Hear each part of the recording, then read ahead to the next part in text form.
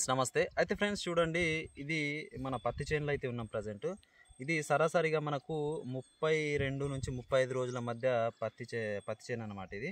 First అయితే మనం చూసుకున్నట్లయితే కింద నుంచి ఒక 2 ఫీట్ల వరకు అయితే ఇది పెరగడం జరిగింది.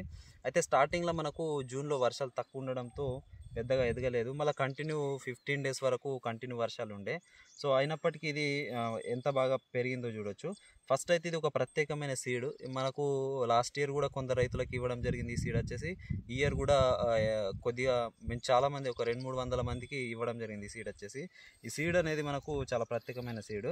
సో ఇక్కడ మనం చూసుకున్నట్లయితే ఒక ఫస్ట్ దఫా ఎరువు అయితే వేయడం జరుగుతుంది. సో దీనికి ఫస్ట్ దఫా ఎరువు వేయడానికి ముందే కొద్దిగా పెయిన్ బంక్ అటాక్ అనేది తెలుగు రాష్ట్రాల్లో చాలా ఎక్కువ ఉంది. మా ప్రాంతంలో కూడా ఈ పెయిన్ బంక్ అటాక్ ఎక్కువ ఉంది కాబట్టి దీనికి ఒక 4 డేస్ బ్యాక్ మనము ఆల్ క్లియర్ మందు స్ప్రే చేయడం జరిగింది. ఆల్ క్లియర్ మందు స్ప్రే చేసిన తర్వాత చూడండి, దీనికి అస్సలు పెయిన్ బంక లేదు, ఏం లేదు. చూడండి, మీరు ఏ చెట్టు చూడండి, ఇప్పుడు చాలా ప్రాంతాల్లో పెయిన్ బంక ప్రభావం చాలా ఎక్కువ ఉంది కాబట్టి ఆల్ క్లియర్ మందు కొట్టుకుంటే చాలా అంటే చాలా ఎక్స్టెండ్గా అవుతుంది. ఆ తర్వాత చాలామంది రైతులు ఆకులు ఎర్రగా మారుతున్నాయని చెప్పేసి అడుగుతూ ఉన్నారు. ఆకులు కింది ఆకులు ఎర్రగా మారితే మనకు ప్రాబ్లం అయితే ఏం కాదనమాట. కానీ పై ఆకులు మాత్రం ఎర్రగా మారడం కానీ పచ్చగా మారడం కానీ అయితే మీరు ఖచ్చితంగా న్యూట్రిషన్స్ అయితే వేసుకోవాలి. ఆ న్యూట్రిషన్స్ ఏంటంటే ఏదైతే మనకు ఈ కాటన్ స్పెషల్ ఇస్తున్నాము, కాటన్ స్పెషల్ చిలెటెడ్ న్యూట్రిషన్స్ ఇస్తున్నాము. చిలెటెడ్ న్యూట్రిషన్స్ చాలా అంటే చాలా ఎక్సలెంట్గా పనిచేస్తాయి కాబట్టి ఖచ్చితంగా ఈ చిలెటెడ్ న్యూట్రిషన్స్ అంటే కాటన్ స్పెషల్ అయితే మీరు ప్రతి స్ప్రేలో ఎవ్రీ స్ప్రేలో ఈ న్యూట్రిషన్స్ తీసుకుంటే చాలా మంచి దిగుబడి అయితే రావడానికి ఆస్కారం ఉంటుంది.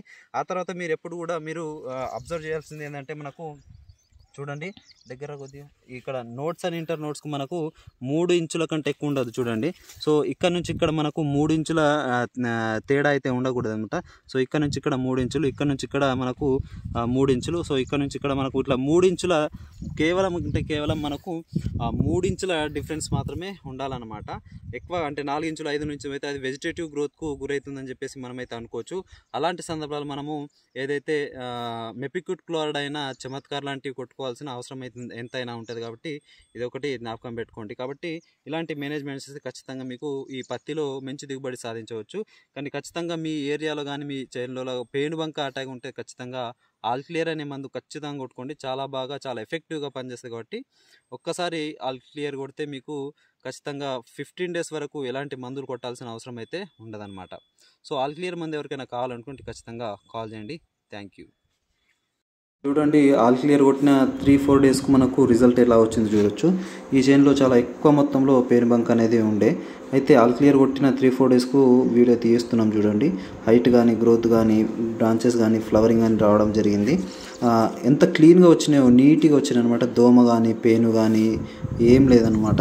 కాబట్టి ఖచ్చితంగా ప్రతి ఒక్కరూ ఆల్ క్లియర్ మందు వాడచ్చు.